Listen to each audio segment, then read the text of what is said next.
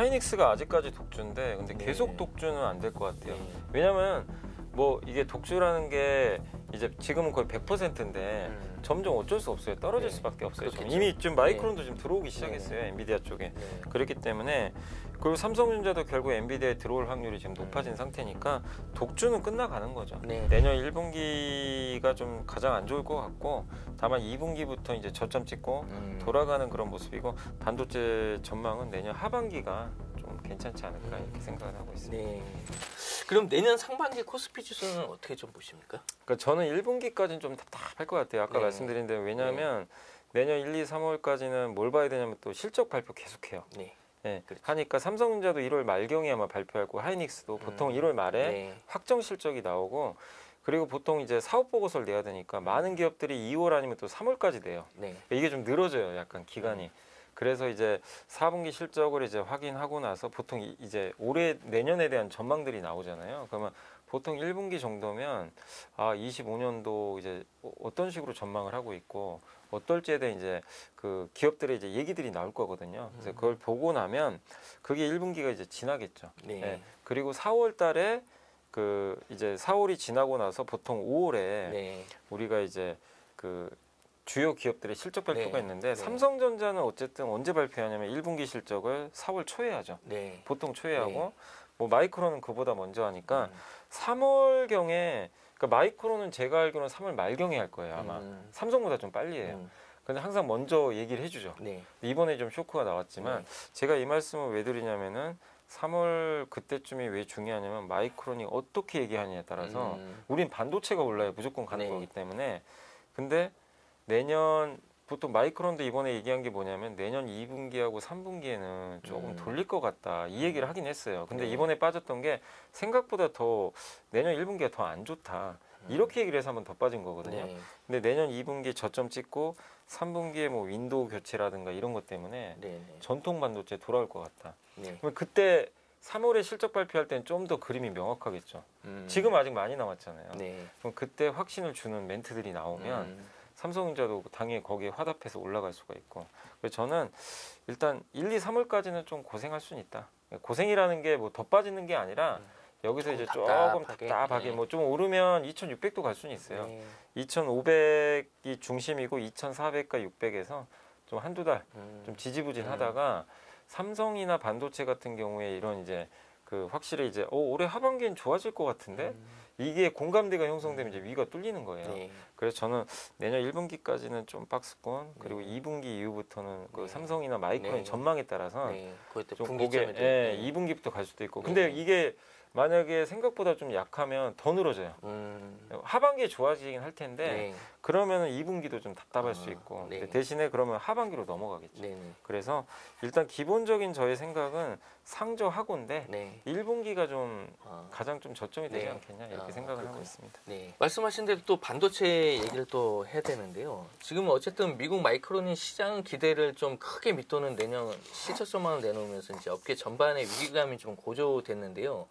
이 마이크론이 업황 전망을 좀 낮춘 배경은 또 어떤 게 있는 건가요? 생각보다 그 HBM이나 이런 게 문제가 아니라 사실 이제 우리가 기대했던 것 중에 하나가 올해 하반기에는 PC도 좀 더 많이 팔리고 왜냐하면 AI 폰이 나오니까 AI PC나 안 팔려요.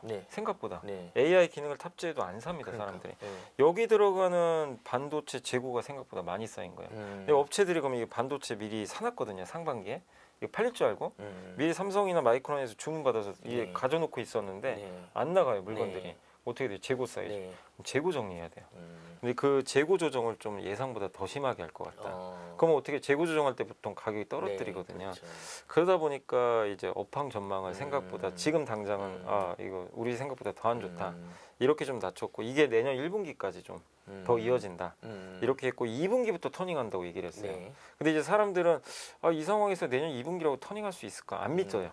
믿지를 않다 보니까 그날에 이제 주가가 한 10 몇 % 그냥 폭락했고 또 한 가지가 중국에 실제로 공격이 좀 있다.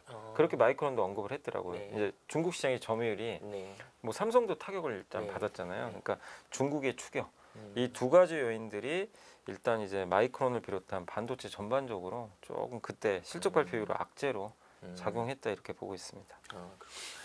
그 디램 수요 증가율이 내년에 좀 더 하향 조정될 가능성이 또 있다고 하는데요. 여기에 대해서 좀 어떻게 전망하시나요?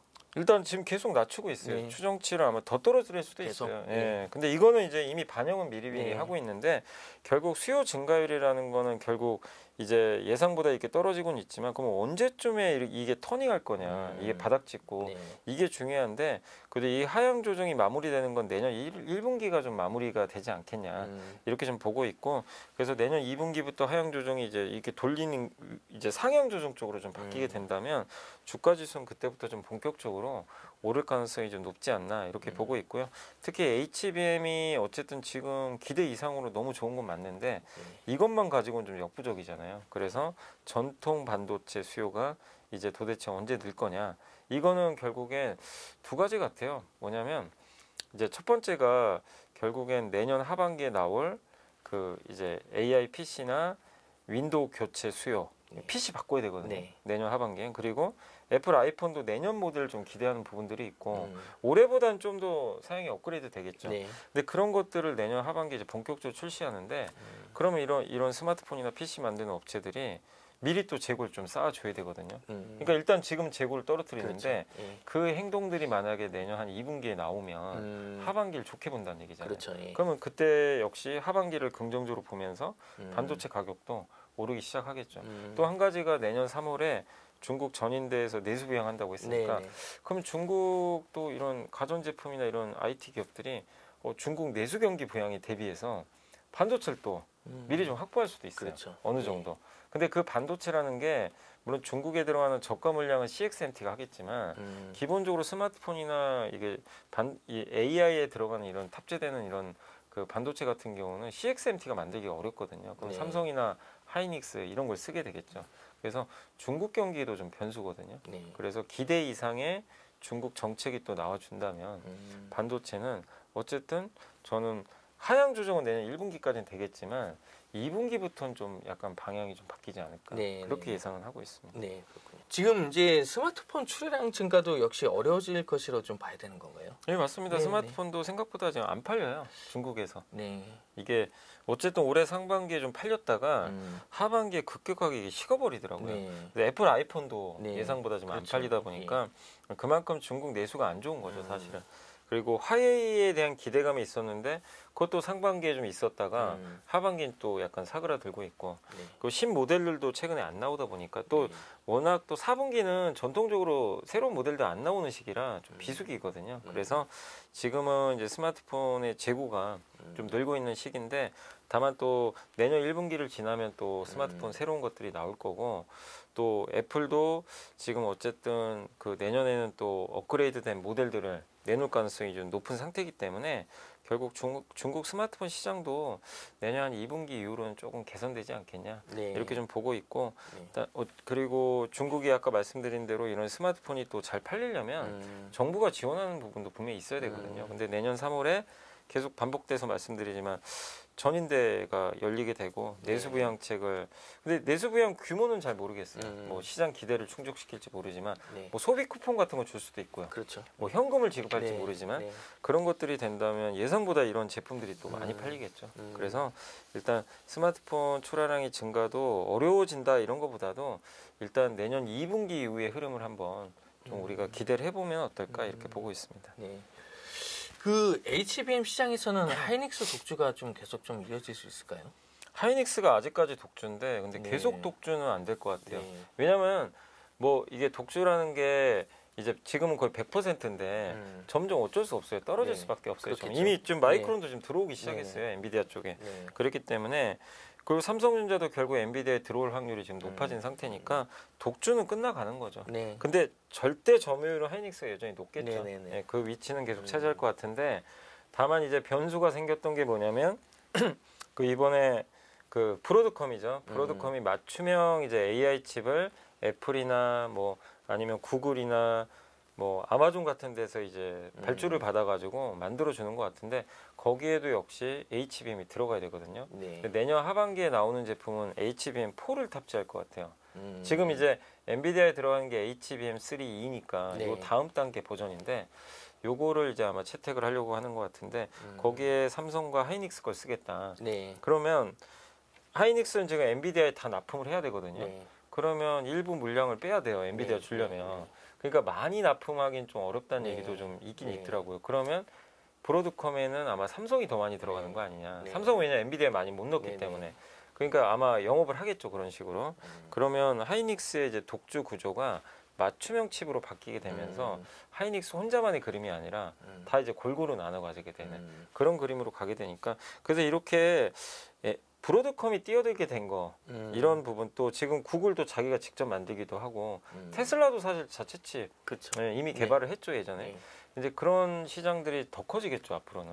그렇게 되면 삼성한테 좀 기회가 오히려 좀 생길 가능성이 있어요. 그래서 올해까지는 엔비디아의 기세에 너무 눌려가지고 삼성이 뭐 전혀 네. 대응도 못했고. 네. 손도 네. 못 썼죠. 네. 근데 내년 하반기부터는 네. 이 구도가 약간 바뀔 수 있는 뭔가 이제 그런 근거들이 생기고 있다. 그래서 음. 독주가 아니라 이제는 좀 고르게 좀 좋아지는 네. 그런 그림으로 좀 가지 네. 않을까 생각을 네. 하고 있습니다. 네. 그 바이든 미국 정부가 이제 20일 현지 시간이었었죠. 삼성전자가 텍사스주에다가 설치하는 최첨단 반도체 공장 건설에 대한 이제 반대 급부로 최대 이제 47억 4,500만 달러, 우리 돈은 한 6조 9천억 정도 되는데요. 이 직접 보조금을 좀 확정했습니다.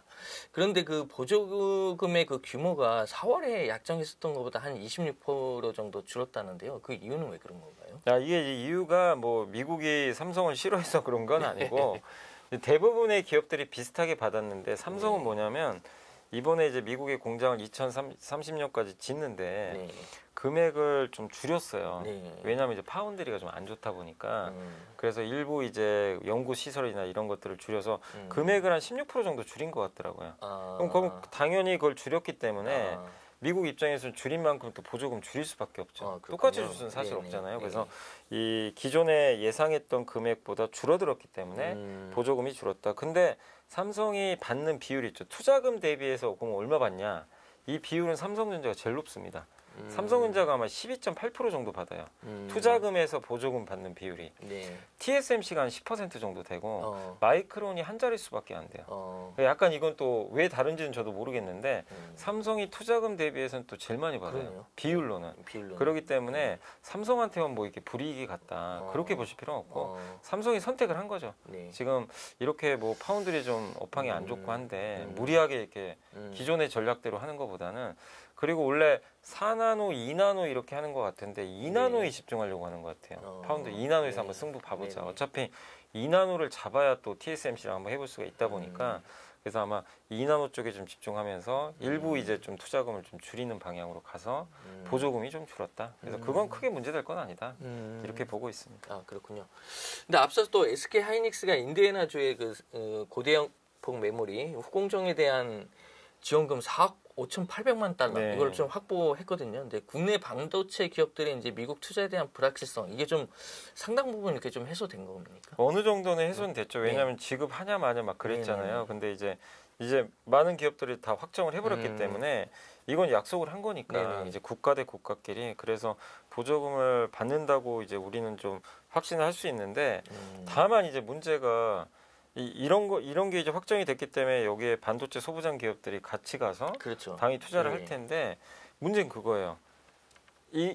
지금 정권이 이제 바뀌거든요. 트럼프가 이걸 확정을 줘줘야 돼요.